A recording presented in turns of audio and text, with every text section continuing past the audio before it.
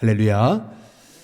우리가 지난 금요일까지 사도신경의 말씀을 13주간에 걸쳐서 같이 은혜를 나누면서 우리가 믿는 그 믿음의 고백이 무엇인지 함께 살펴봤습니다.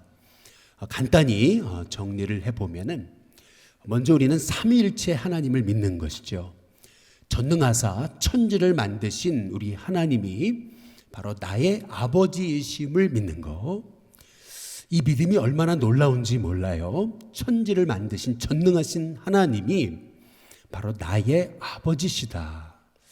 사실 이 믿음의 고백만 있어도 우리가 세상에서 모든 역경과 고난을 이기는 힘을, 용기를 얻게 되는 것이죠. 그래서 전능하사 우리 하나님이 천지를 만드셨다라는 것을 믿는다면은 바로 그의 유일한 구원자 예수님께서 성령으로 잉태되셔서 바로 이 땅에 인간의 몸으로 있고 이 땅에 오신 것이 기적이 아니라 그것은 온 우주 만물도 만드셨는데 바로 인간의 몸을 입고 예수님이 이 땅에 오시는 것은 그것은 하나님에게서는 기적이 아닌 일상인 것을 이제 우리가 믿음의 눈을 떠서 전능하사 천지를 만드신 창조주 하나님이 나의 아버지심을 믿는다면은 바로 예수님이 인간의 몸을 입고 이 땅에 오신 사건이 그것이 얼마나 우리에게 큰 이게 복이냐는 거예요. 우리 연약함을 아시고 우리의 이 참 연약해서 이 넘어질 수밖에 없는 우리를 다 이해하시거든요. 인간의 몸을 입고 육신의 몸을 입고 이 땅에 오셨기 때문에 말이죠. 뿐만 아니라 우리 예수님께서는 십자가에 죽으시고 이제 부활하시잖아요. 예수님이 부활하신 것, 이것은 우리가 우리 하나님이 천지를 창조하신 전능하신 하나님이심을 믿는다면은 이 부활은 기적이 아닌 하나님께는 일상이라는 것이죠. 우리가 사도신경을 통해서 우리는 딱 두 명의 그 인물, 이름을 우리가 살펴보게 되거든요. 먼저는 마리아예요. 마리아는 여성이죠. 반면에 이제 본디오 빌라도가 나오죠. 남성입니다. 한 사람은 여성이고 한 사람은 남성인데 그런데 이 여성은 굉장히 비천한 여성입니다. 반면에 빌라도는 엄청난 높은 권세자 총독이었죠. 그러나 지금 현세에 있어서는 이 마리아는 얼마나 이렇게 높임받는 그러한 여성이 됐습니까? 반면 빌라도는 기독교인들의 입술에서 얼마나 그렇게 그 악의 대명사로 이 빌라도가 불리우고 있습니까? 그 아주 극명한 차이를 이루었던 게 뭐죠? 바로 마리아는 말씀에 순종한 거 아니겠어요? 그러나 빌라도는 하나님의 뜻을 그렇게 알고도 그는 의도적으로 그 하나님을 부인하는 자기의 그 참 얄팍한 그 명예, 그 권세를 놓지 못하고 진짜이신 예수님을 보고도 진짜이신 예수님을 알아보지 못했던 참 어리석은 그 인생이 되고 이제 말잖아요. 바로 이 마리아와 이 빌라도의 모습을 우리가 고백하게 되면서 성령으로 잉태하사 이제 마리아를 통해서 이제 나신 이 예수님 그리고 본디오 빌라도의 고난을 받으신 예수님 이 고백할 때마다 우리가 이 말씀 안에 서서 이 말씀에 순종하고 말씀에 귀 기울이는 삶이 당장에는 이게 참 이게 이게 큰 이렇게 우리 안에 이렇게 손에 잡히는 게 없어 보여도 결국에는 이렇게 오늘도 이렇게 예배 자리에 와서 예배드리고 기도하는 저와 여러분을 하나님께서 높이시고 사용하시는 은혜가 있게 하시리라 믿습니다. 그래서 예수님은 부활하시고 승천하셔서 하나님 우편에 바로 전능하신 하나님 우편에 앉아 계시다가 온 우주 만물 이 땅을 통치하시다가 바로 거기로부터 산자와 죽은 자를 이제 심판하러 이제 오시는 것이죠. 거기로부터. 그래서 우리가 사도신경을 바로 고백할 수가 있다면은 그러면 얼마나 그 하나님의 교회에 그에서 안상홍의 이름으로 기도한다라고 하는 것이 얼마나 허무맹랑한 것인지를 이제 우리가 이제 알게 된다고 말씀을 드렸습니다. 육신의 몸을 입고 초림하셨던 예수님은 이제 재림하실 때는 인간의 몸을 입고 이 땅에 오시지 않는다는 거죠. 이제 마지막 날 우리 예수님은 재림주로 우리에게 이제 오시는 것이라는 거예요. 그래서 얼마나 이 문선명이 본인이 재림주다라고 하는 사실이 이게 얼마나 비성경적이고 얼마나 사기극인지, 얼마나 이 정명석이라는 사람이 자기가 JMS, 다시 말하면 지저스 모닝스타라고 얘기하면서 바로 그 요한계시록에 나오는 새벽별이 자기라고 얘기하는 것이 얼마나 그게 허무맹랑한 얘기인지, 그리고 이만희가 얘기하듯이 자기가 그 약속의 목자라고 하는 얘기가 얼마나 그것이 말도 안 되는 그 정말 이단 사이비 사기극인지를 우리가 이 사도신경을 이제 제대로 고백할 때마다 우리가 알게 되는 것이라고 말씀을 드렸습니다. 그래서 심판주로 우리 예수님이 오시기까지 바로 이제 우리는 성령님을 믿는 것이죠. 바로 이 마지막 때, 마지막 구원의 역사를 이루실 보혜사, 그분은 성령님이시라는 거. 근데 그 성령님이 바로 어디 계시냐면 저와 여러분 안에 살아 계신다. 그래서 바로 저와 여러분이 예수님을 구주로 믿고 고백하는 저와 여러분이 교회고, 그래서 이 마지막 때 바로 성령님을 모신 우리, 바로 이 교회가 바로 거룩한 이 공교회, 보편적인 교회를 통해서 바로 이 마지막 때 하나님의 구원의 역사를 이루어 가신다는 거. 그래서 뭐니 해도 성도의 교통, 성도의 교제가 중요하고, 우리는 성도의 교제의 중요성을 잃어버려서는 안 되고, 그리고 또 우리가 죄 용서함 받은 거, 우리가 용서함 받아서 끝나지 않고 이제 우리는 용서받은 자에서 용서하는 자로 이제 나가야 된다는 것, 그리고 우리는 몸의 부활을 이제 믿는다는 것을 함께 나누었죠. 몸의 부활이라는 것은 이 플라톤이 얘기하듯이 기독교는 이원론이 아니라는 것을, 육은 천하고 영은 귀하고 영적인 것은 아주 거룩한 건데 육적인 것은 아주 낮은 거, 그렇지 않다는 거예요. 성경은 영이 귀한 것처럼 육도 귀하다. 그래서 성경은 영의 부활이 아니라 몸의 부활을 얘기하고 계신다 라고 하는 사실을, 그래서 너희 몸을 하나님이 기뻐하시는 거룩한 산제물로 드리는 것이지 너희 영을 하나님 기뻐하시는 산제물로 드리라고 말씀하지 않으셨다는 것을 함께 나누었고요. 그리고 이제 우리가 마지막으로 영원히 사는 것을 믿는 것이죠. 영원히 산다는 것은 그냥 단지 그냥 하늘나라에서 무의미하게 그냥 재미없이 그냥 무료하게 영원히 사는 것을 의미하는 것이 아니라 바로 하나님이 주신 충만한 그 생명을 가지고 바로 하늘에서 우리는 주님과 함께 왕노릇하게 될 것임을 우리가 함께 나누면서 이것을 내가 믿습니다. 믿습니다. 아멘. 이것이 바로 우리가 함께 나누었던 13주간의 이 사도신경에 관한 고백이었습니다. 저와 여러분이 바로 전능하사 천지를 만드신 하나님, 그리고 그의 구원자 예수님, 성령님을 믿고, 그리고 주님이 세우신 교회, 그리고 성도의 교제, 그리고 죄 용서함 받는 거, 그리고 몸이 다시 사는 거, 그리고 영원히 사는 것을 여러분이 그렇다면은 여러분이 오늘 로마서 8장 1절의 말씀처럼 바로 그리스도 예수 안에 있는 자인 거거든요. 그리스도 예수 안에 있는 자.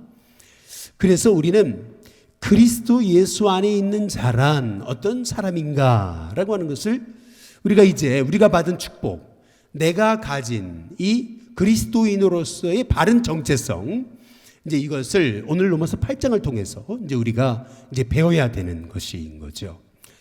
로마서 8장은 이제 많은 이제 학자들이 말하기를 성경 전체를 볼 때 가장 최고의 보석 하나를 뽑으라면 로마서 8장인데, 로마서인데 그 중에서도 이 보석 반주 중에 가장 빛나는 부분, 그것이 바로 로마서 중에서 로마서 8장이다. 이제 이렇게 이제 말씀할 정도로 이제 성경 전체가 다 귀하지만은 그 중에서 가장 귀한 보석을 하나 뽑으라면 로마서를 뽑을 수 있고, 그 로마서 중에서도 그 보석 반주 중에 가장 빛나는 것을 뽑으라고 한다면 로마서 8장을 이제 뽑을 수 있다라고 이제 하는 것이죠. 그래서 이 로마서 8장의 말씀을 우리가 바로 깨닫고 이것이 저와 여러분의 믿음의 고백이 되어질 수 있다면은, 그래서 로마서 8장을 1절부터 39절까지 여러분이 믿음으로 고백할 수 있다면, 가슴으로 고백할 수 있다면은 여러분의 인생은 정말 복된 인생으로 달라질 것이라는 거죠.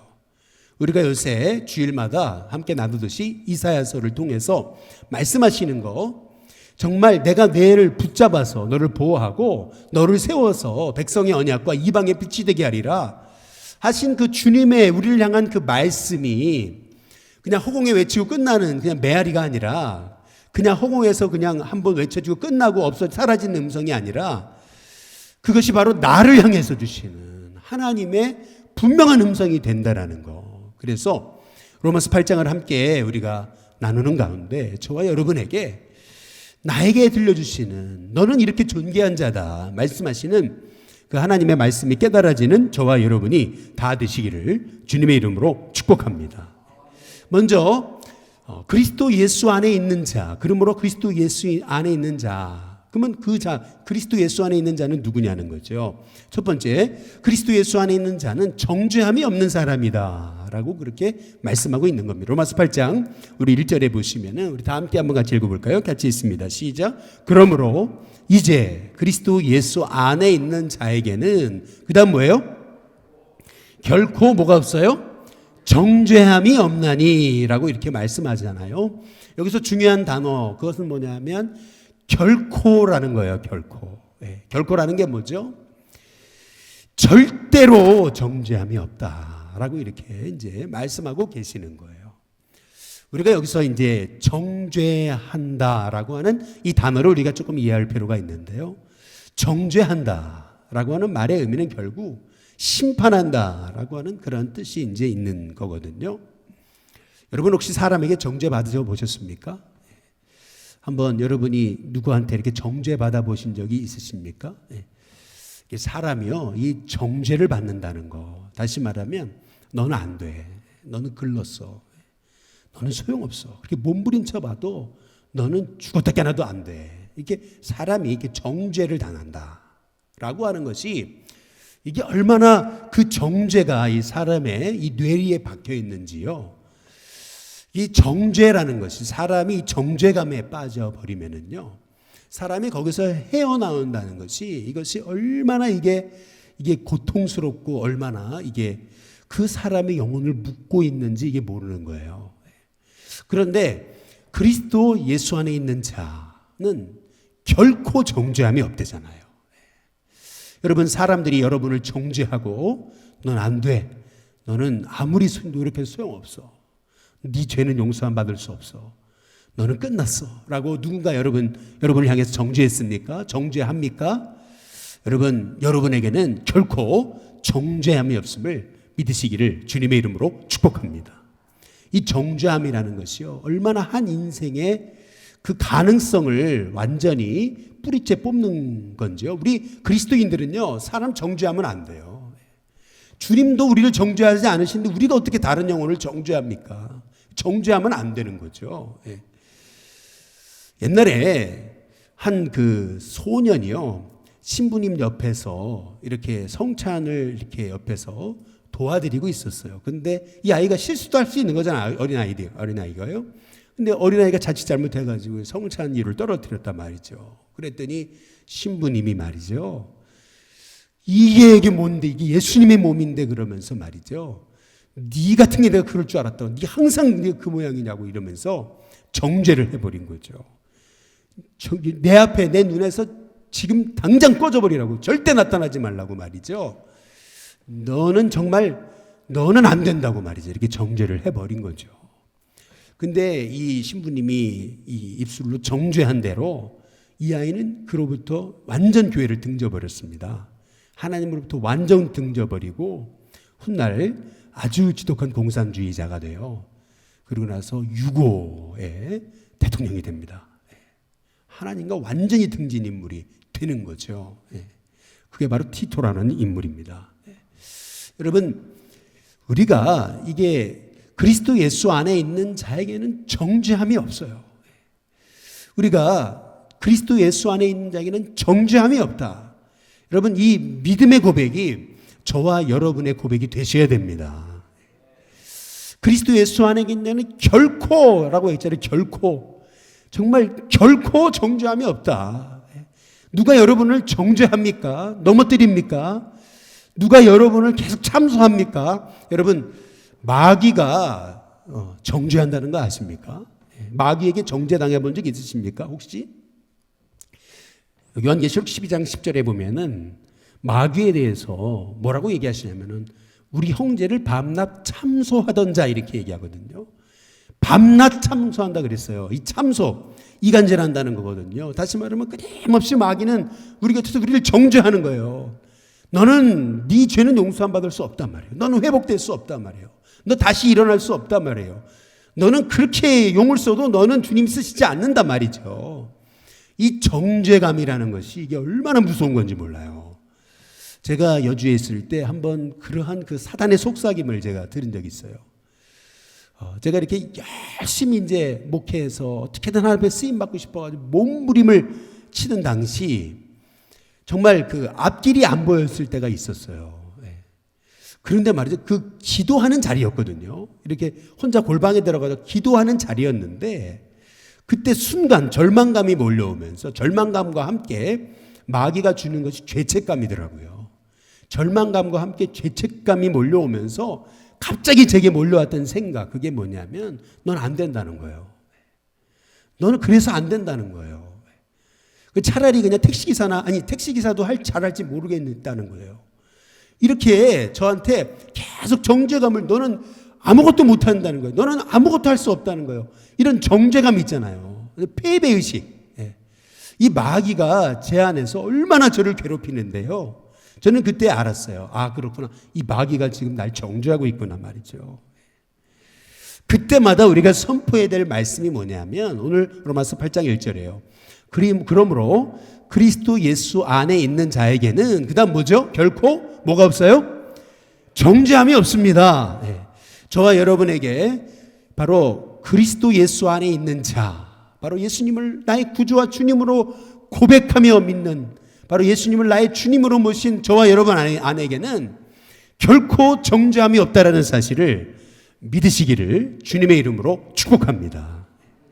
여러분 잘 보세요. 오늘 왜냐하면은 로마서 8장 2절에 보니까 이는 그리스도 예수 안에 있는 그 다음 뭐라고요? 생명의 성령의 법이 죄와 사망의 법에서 너를 어떻게 했다고요? 해방했단 말이죠. 여러분 영적인 세계에는 두 가지 법이 있어요. 생명의 성령의 법이 있고요. 그다음에 죄와 사망의 법이 있는 거예요. 그러면 죄와 사망의 법이 뭐냐는 거죠. 여러분이 아마 에덴 동산에서 그 선악과를 따먹은 아담과 하와를 생각했으면 돼요.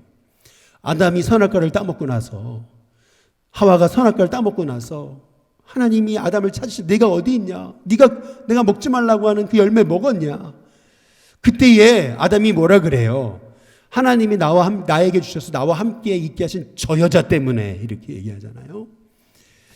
이 죄와 사망의 법에 매어버리면은요, 서로 정죄함밖에 없어요. 저 여자 때문에. 그러니까 하와도 그러잖아요. 저 뱀 때문에 말이에요. 서로 정죄하고 말이죠. 서로 탓하고 말이죠. 그 서로 정죄하던 아담과 하와에게서 태어난 가인이 결국 그 동생을 정죄하잖아요. 정죄하다면 돌로 쳐 죽여버리잖아요. 이렇게 죄와 사망의 법이거든요. 그런데 생명의 성령의 법은 뭐예요? 그런 범죄한 아담과 하와를 위해서 하나님은 가죽옷을 지어입히시잖아요. 그럼에도 불구하고 바로 생명을 잡아서 양의 피를 내서 바로 그 가죽옷, 바로 예수님의 십자가 아니겠어요? 그래서 아담과 하와를 가죽옷을 입혀주시면서 바로 너희의 모든 죄가 용서함 받을 수 있다라고 하는 것을 말씀하신 거게, 그게 그리스도 예수 안에 있는 생명의 성령의 법이 아니겠어요? 가인이 아벨을 쳐 죽였지만은, 그러나 하나님께서는 가인을 보호하시겠다는 표를 주시잖아요. 이게 바로 그리스도 예수 안에 있는 생명의 성령의 법인 거예요. 우리가 그 탕자를 생각해 보시면은, 탕자가요, 하나님 아버지를 떠났을 때 이 탕자가요, 그가 그냥 얼마나 세상으로 누릴 거 다 누리고 했지만은 얼마나 만족함이 없었잖아요. 모든 건 세상적으로 누릴 것 다 한번 누려봤지만은 만족이 없잖아요. 결국에는 그가 완전히 이렇게 그 인생이 완전 쫄딱 망하고 이제 그리고 나서 그가 이제 아버지 하나님을 생각할 때 자녀가 아니잖아요. 그냥 품꾼의 하나잖아요. 예. 이거 죄와 사망의 법이거든요. 끊임없이 우리를 정죄하거든요. 예. 네가 그따위로 살아놓고 네가 어떻게 하나님께 돌아갈 수 있느냐 말이죠.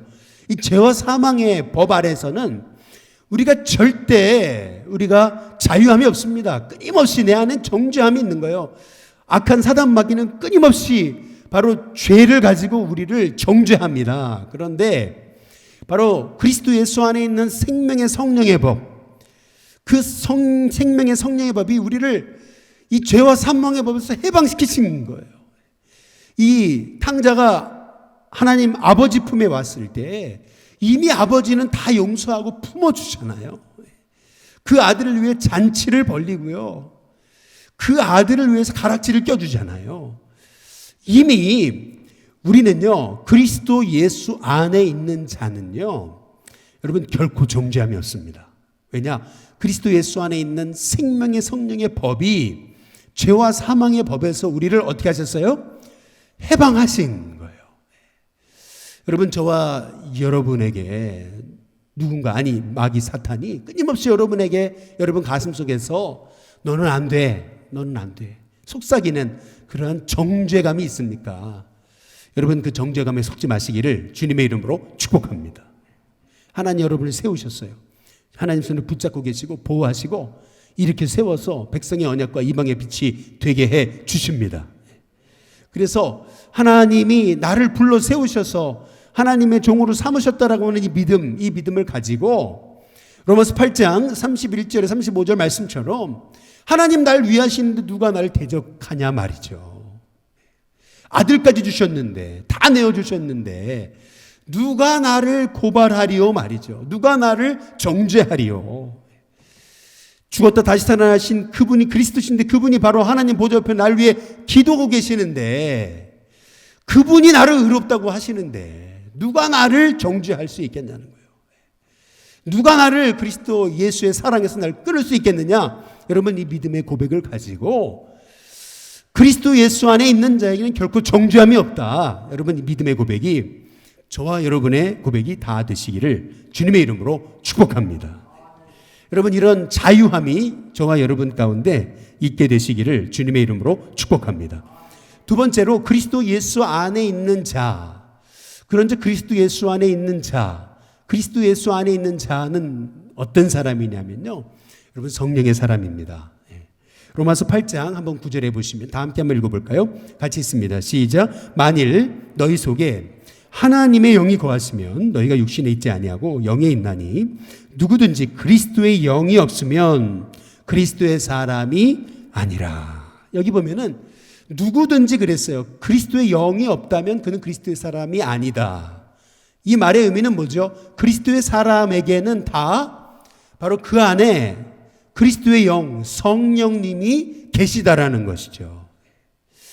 여러분, 우리가 그리스도 예수 안에 있는 자라면은, 저와 여러분 예수님을 구주와 주님으로 모시고 영접했다면, 예수님이 여러분 인생의 주인이시라면은, 여러분은 바로 성령의 사람이십니다.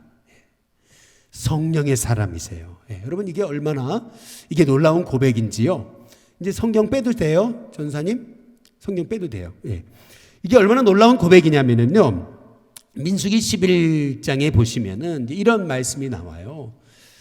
이스라엘 백성들이요, 광야 생활을 하는데 하나님 만나로 먹이시잖아요. 근데 여러분도 뭐 똑같은 음식 계속 김치찌개. 여러분 계속 된장찌개 이러면은 사람이 이제 맨날 된장찌개냐 뭐 이렇게 사람들은 이렇게 금방 이렇게 식상하는 게, 금방 질리는 게 이게 죄악된 인간의 이제 속성이거든. 하나님 주신 것에 대해 감사하지 못하고 금방 이제 한눈 팔고 딴 데 바라보고 하는 것이 이제 죄악된 인간의 속성이거든요. 만족하지 못하고 감사하지 못하고 결국 이 하나님이 만나로 먹이시는데 그 만나가 얼마나 놀라운 거예요. 그게요, 이슬이 내리면서 하나님께서 주신 과자 같은 음식이거든요. 이게 도대체 뭔가 해가지고, 그래서 이것이 뭔가 예. 이게 뭔가, 그래가지고 여러분 만후, 그래서 이게 만나잖아요. 이것이 뭔가. 예. 그게 만나라는 의미의 이것이 뭔가라는 그런 뜻이잖아요. 얼마나 이 이스라엘 백성들이 놀랐든지 말이죠. 이 만나를 보고 감격했던 것은 금방 사라지고요. 이스라엘 백성들이요, 금방 원망하거든요. 이것뿐이냐 말이죠. 왜 이거밖에 안 주냐 말이죠. 왜 만나밖에 안 주냐. 우리 그러면 여기서 만나만 먹고 살란 얘기냐. 이제 그러면서 이제 원망이 시작되는 거예요. 뭐라 그러냐면 애굽에 있을 때는 부추도 먹고 마늘도 먹고 생강도 먹고 우리가 기가 정력이 떨어져 가지고 여기서 이렇게 지쳐서 우리가 줄여서 죽을지 모른다고 이렇게 원망하기 시작하는 거예요. 그러니까 이제 모세가 하나님 앞에 부르짖는 거거든요. 하나님, 왜 제게 이런 백성을 맡기셔서 이런 무거운 짐을 제가 담당해야 됩니까? 이러니까 하나님께서 이제 말씀하시거든요. 뭐라고 말씀하시냐면은, 그러면은 저 이스라엘의 그 리더된 자 70명을, 장로된 자를 바로 회막 앞에 세워라. 예. 그때 우리 하나님께서 그들에게 성령을 주시거든요. 그런데 아마 70명이 다 오지 않고 2명 안 온 것 같아요. 2사람이 안 왔는데, 근데 안 온 사람도 그냥 자기 처소에 있었던 이 2사람에게도 성령이 임하는 거예요. 그 광경을 보고서 여호수아가 아니 이런 게 어딨냐고. 아마도 그 2사람은 이 모세의 말에 순종하지 않고 그냥 자기 막사에 있었던 것 같은데, 여기 회막 앞에 와 있는 그 68명의 그 장로들만이 아닌 그 오지 않은 2사람에게 성령이 임하거든요. 그러니까 이 여호수아가 한마디 한 거죠. 안 입고 온 마음을 가지고 아마 한마디 한 거죠. 근데 그때의 그 얘기 들었던 모세가 뭐라 그러냐면요. 민수기 11장 29절에 여호와께서 그의 영을 그의 모든 백성에게 주사 다 선지자가 되게 하시기를 원한다. 이제 이렇게 얘기하거든요. 모세가 했던 말이 뭐냐면요. 나는 성령님을 이 모든 백성에게 다 주셨으면 좋겠다. 그래서 이 200만 명의 이 이스라엘 백성들이 다 성령 받아가지고 새 사람 되기를 원한다 이 얘기예요. 왜냐하면은 이스라엘 백성이 다 성령 받아봐요. 그러면은 그들이 더 이상 원망하겠습니까? 성령의 사람이 되면은 그들이 더 이상 원망 안 할 거 아니겠어요? 그렇잖아요. 그 광야 같은 세상에서 그들이 성령 받아봐요. 그러면 얼마나 그 사람들이 달라지겠어요? 그러니까 모세가 아니 나는 여기 70명만이 아닌 이 이스라엘 백성 전체가 다 성령 받았으면 좋겠다. 이제 이렇게 얘기한 거거든요. 그런데 말이죠. 그 이스라엘 백성에게 성령 주시지 않습니다. 그 70인의 그 지도자들에게도 잠깐 예언하고 끝나요. 근데 어때요? 우리는 어때요? 근데 우리는 어떻습니까? 요엘서 2장 28절 29절 말씀처럼 내가 말세에 모든 육체에게 성령을 주신다 그랬어요. 남종과 여종 모두에게 성령을 주신다 그랬거든요. 다시 말하면 바로 우리가 예수님을 구주와 주님으로 영접하는 순간 바로 우리 안에 성령님이 오신 거예요. 이미 우리는요 성령의 사람이 된 거예요. 이미 내 안에 성령님이 살아 역사하시는 거예요. 그래서 요한복음 14장 16절에 보혜사 성령께서 바로 너희와 영원히 함께 계시고 요한복음 14장 17절에 너희 속에 영원히 계시겠다고 말씀하고 계시거든요. 그 보혜사 성령님은요 우리 안에 오셨어요. 우리 안에 이 성령님이 내가 예수님을 구주와 주님으로 영접하는 순간 바로 그리스도의 영이 아니면 여러분 우리가 성령이 아니면 바로 예수님을 주라고 고백할 수가 없는 거거든요. 여러분 안에 이미 성령님이 오신 거예요. 우리는 성령의 사람이 된 거예요. 여러분 이것이 얼마나 놀라운 축복인가 하는 것이라는 거죠. 여러분 우리가 내가 이러한 놀라운 축복을 받은 하나님의 사람인지 안다면은요 우리가 이 세상 허투루 살 수 있겠습니까? 우리가 어떻게 허투루 살 수 있어요? 여기 로마서 여러분 8장에서 제일 많이 나오는 단어가 뭔지 아세요? 로마서 8장에서 제일 많이 나오는 단어가요. 제가 세보니까 영이라는 단어입니다. 영. 성령님, 성령. 그게 제일 많이 나와요. 성령이라는 단어가 20번 나옵니다. 20번. 이 로마서 8장을 그래서 보통 뭐라 그러냐면은 성령장이라고 그러는 거예요. 예. 바로 구원받은 우리, 바로 그리스도 예수 안에 있는 자, 바로 그리스도 예수 안에 있는 자란 성령의 사람이어야 된다는 거예요. 우리는 성령의 사람이어야 돼요. 그래야 바로 우리가 이 땅에서 그 성령님을 힘입어서 우리가 이 땅에서 참 복된 하나님의 종으로서 우리가 승리하는 삶을 살 수 있는 거예요. 우리 로마서 한번 8장 3절에서 4절에 보시면은 한번 같이 읽어보겠습니다. 같이 읽습니다. 시작. 율법이 육신으로 말미암아 연약하여 할 수 없는 그것을 하나님은 하시나니 곧 죄로 말미암아 자기 아들을 죄 있는 육신의 모양으로 보내어 육신의 죄를 정하사 4절 육신을 따르지 않고 그 영을 따라 행하는 우리에게 율법의 요구가 이루어지게 하려 하심이니라. 예. 여러분 율법이라는 거는 뭐냐면 오늘 보니까 율법이 육신으로 말미암아 연약하여 할 수 없는 그것을 하나님은 하신다 이렇게 얘기하시거든요. 율법의 기능은 뭐냐면은요. 쉽게 말하면 우리가 이 병원으로 얘기하면 율법이란 이게 엑스레이 같은 거예요. 예. 진단하는 역할을 하는 거예요. 율법이 없으면은요. 죄도 알지 못해요. 율법이 없으면 내가 이게 거짓말하는 게 죄인 건지 음란하는 게 죄인 건지 간음하는 게 죄인 건지 알 수가 없어요. 율법이 있기 때문에 율법으로 말미암아 내가 죄인이구나라는 것을 알게 되는 거거든요. 쉽게 말하면 이런 겁니다. 엑스레이를 찍어보니까 CT를 찍어보니까 아이고 내가 이게 암이 있어요. 이제 암이라는 걸 이제 진단해서 알게 되는 거죠. 이 진단하는 역할 이게 율법이에요. 근데 문제는 뭐냐면은 여러분 우리가 엑스레이를 통해서 예를 들면 암이라는 게 진단됐어요. 그러나 우리의 힘으로 그 암을 우리의 힘으로 없어지게 할 수 있습니까? 할 수 없죠. 마찬가지요. 율법으로는 진단하는 역할을 할 수 있지만 바로 율법으로는 우리가 구원을 얻을 수 없는 거거든요. 왜요? 우리가 연약해요. 연약해서 우리의 인간의 힘으로는 율법의 요구를 다 이룰 수가 없어요. 그래서 그것을 아시고 우리 하나님께서 바로 예수님을 죄 있는 육신의 모양으로 우리에게 보내셔서 예수님이 우리를 위해 죽게 하심으로 율법의 요구를 다 이루신 거예요. 율법의 요구를 다 이루셨다. 이게 무슨 말이냐면 이런 거죠. 옛날에 그리스에 한 왕이 있었는데 이 그리스가 너무 잘 살다 보니까 이제 고위 관직자들부터 이제 자꾸 음란, 간음을 행하는 거예요. 그래서 이 그리스 왕이요. 이제 그런 거죠.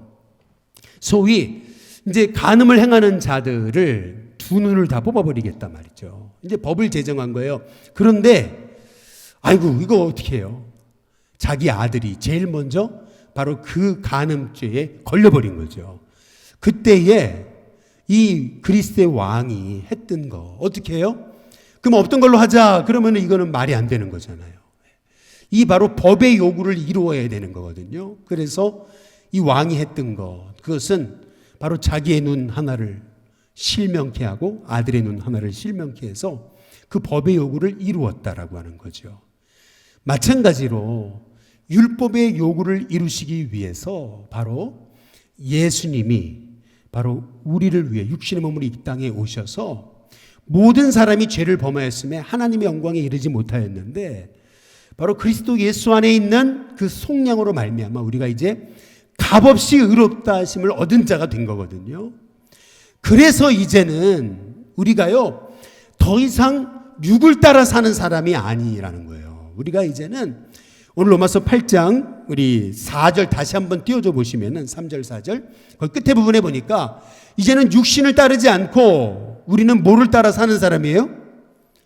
영을 따라 행하는 우리 이제는 영을 따라 행하는 사람이 되어야 된다고 하시는 그런 말씀인 것이죠.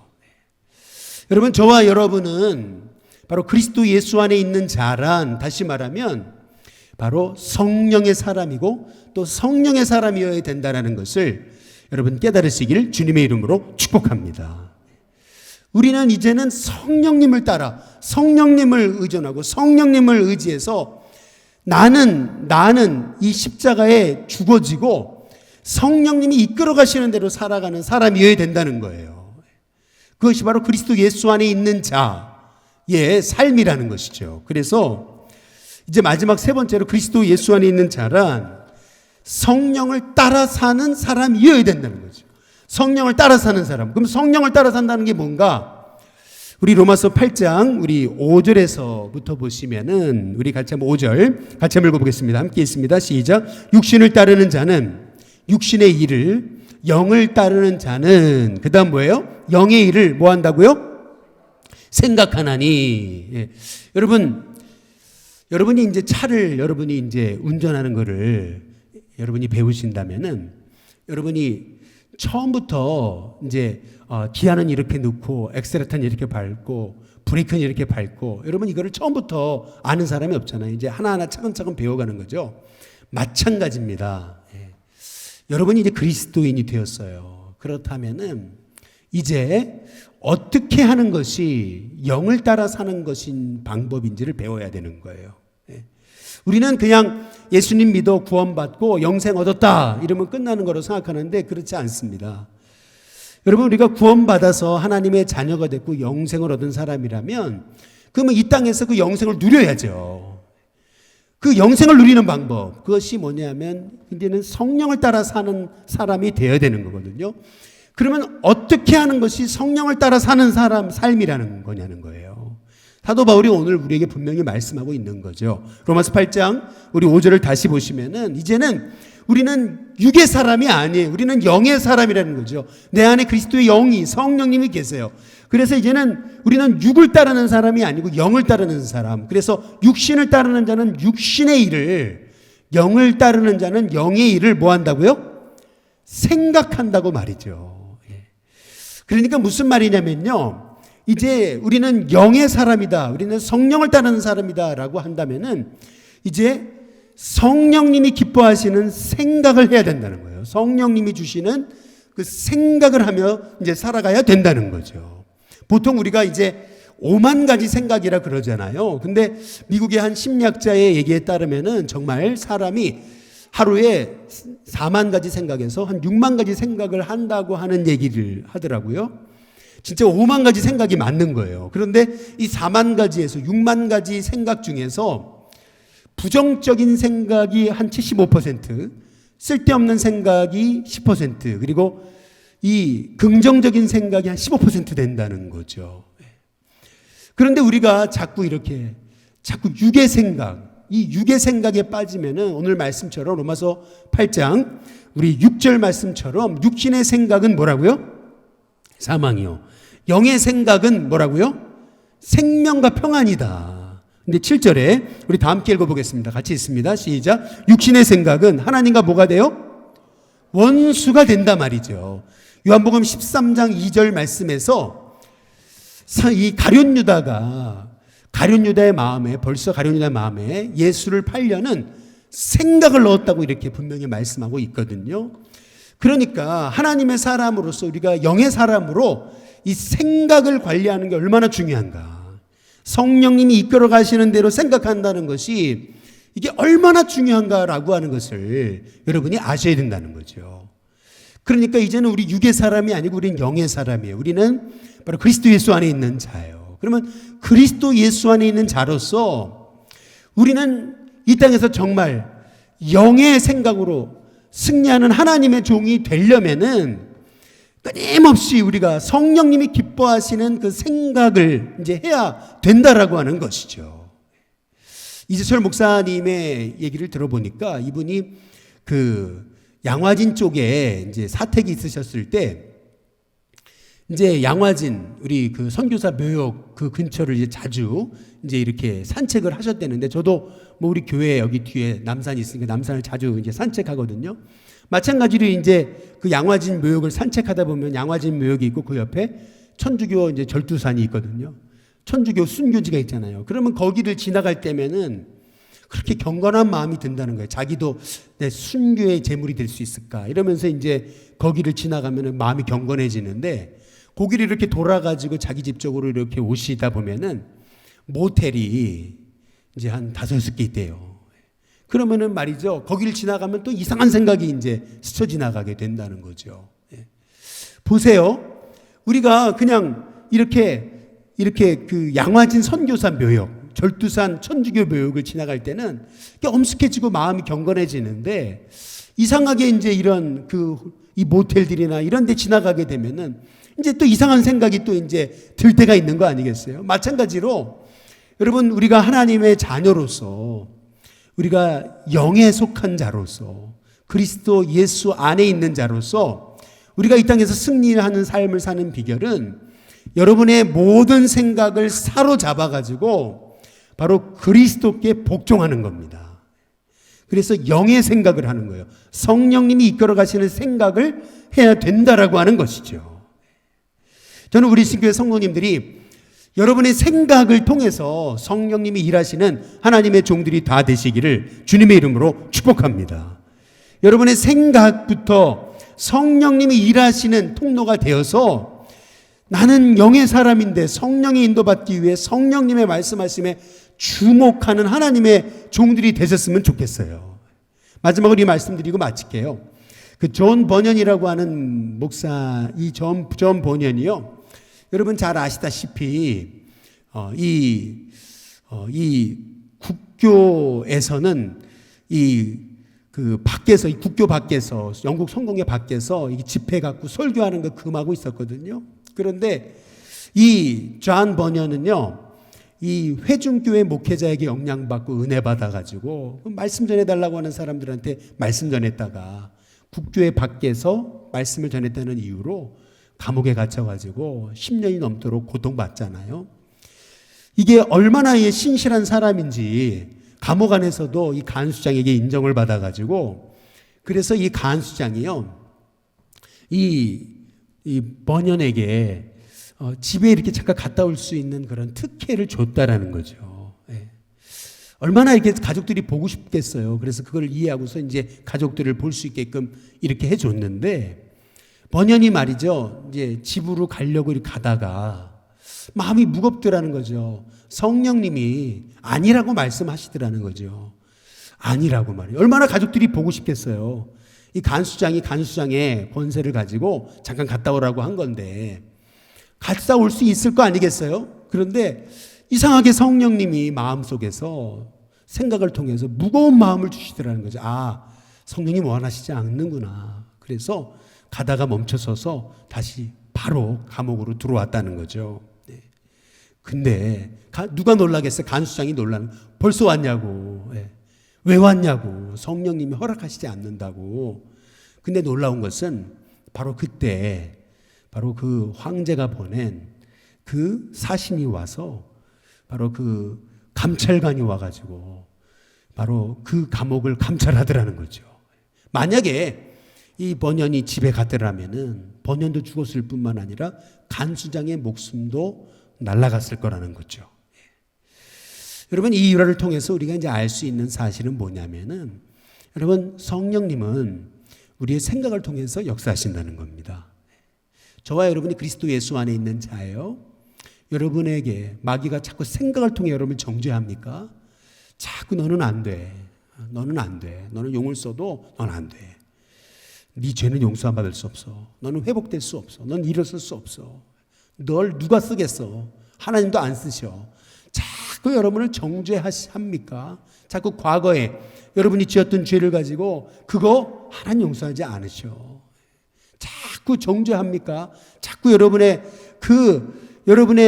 마음속에 마귀 사탄이 자꾸 여러분을 정죄하고 쓰러뜨리고 넘어뜨립니까? 마귀는요, 우리의 생각을 영적 전쟁터로 삼아가지고 여러분을 끊임없이 참소하는 거예요. 그때마다 고백하세요. 그리스도 예수 안에 있는 나에게는 결코 정죄함이 없단 말이죠. 왜냐? 그리스도 예수 안에 있는 생명의 성령의 법이 죄와 이 사망의 법에서 나를 해방했다고 말이죠. 선포하라는 거죠. 그래서 이제는 이 성령을 쫓아 행하는 우리 말이죠. 우리의 힘으로는 이 하나님의 말씀의 법을 지킬 수가 없어요. 그러나 성령님을 의지할 때에 우리가 이 하나님의 율례와 법을 지킬 수 있도록 하나님께서 힘 주실 거라는 거죠.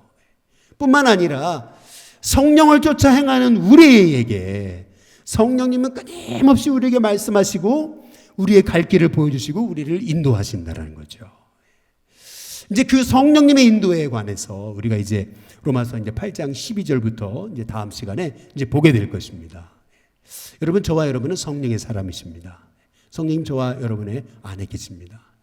성령님이 말씀하십니다. 오늘도 그 성령님의 음성에 여러분 귀 기울이십시오. 성령의 주시는 생각을 하십시오.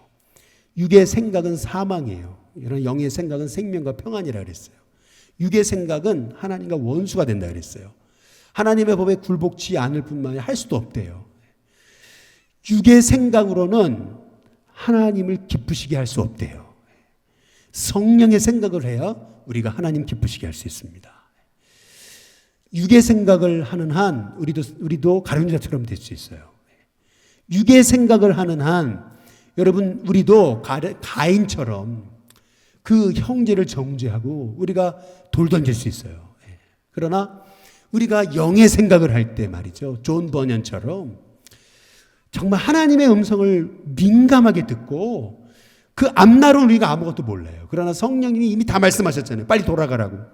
돌아갔잖아요. 얼마나 가족이 보고 싶었겠어요. 돌아갔잖아요. 그런데 그때 왜 왕의 감찰관이 오냐는 거죠. 하나님이 그를 지켜주시잖아요. 감옥에 있는 게 중요한 게 아니에요. 성령님을 내가 모시고 성령님을 내가 의지하고 성령님의 음성에 귀 기울이고 있느냐 말이죠. 저와 여러분은 성령의 사람입니다. 성령님을 날마다 모시고 있는 여러분이, 저와 여러분이 성령님을 우리가 귀 기울이면서 여러분 우리의 생각은 일회용입니다. 어제 은혜 받았다고 내가 오늘도 은혜 아래 있는 게 아닙니다. 여러분 은혜는 일회용이다 이렇게 생각하십시오. 어제 은혜 받았다고 그 은혜 갖고 오늘도 지속할 수 없어요. 오늘 또 은혜 받아야 되고 어제 성령님 의지했어요. 그러면 오늘도 내가 성령님 의지해야 됩니다. 내가 오전에 성령님 의지했으면 오후에 의지해야 되는 거예요. 저와 여러분이 정말 성령을 쫓아 행하는 성령의 생각을 하는 그래서 생명과 평안이 있는 저와 여러분이 되시기를 주님의 이름으로 축복합니다. 우리 같이 내가 매일 기쁘게 우리 함께 찬양 부르시고 이 시간 통성으로 같이